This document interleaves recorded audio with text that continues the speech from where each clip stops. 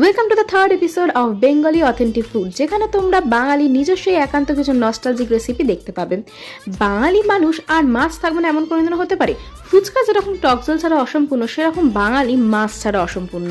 তাই আজকের রেসিপি হলো হেলদি অ্যান্ড টেস্টি রুই মাছের পাতলা ঝোল আর তার সাথে লম্বা আলু। বাঙালির ডান হাত যদি মাছ হয়, তার সাথে বাম হাত কিন্তু আলু।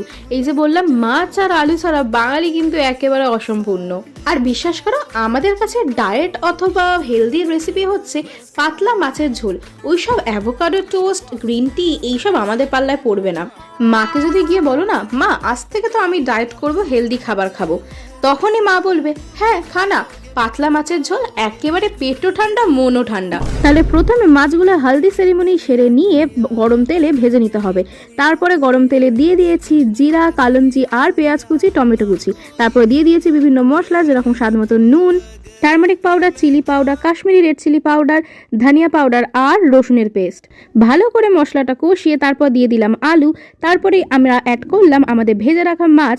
এরপরে কিছুটা জল দিয়ে দিলাম ঝোলের জন্য। ব্যাস রেডি আমাদের রুই মাছের ঝোল।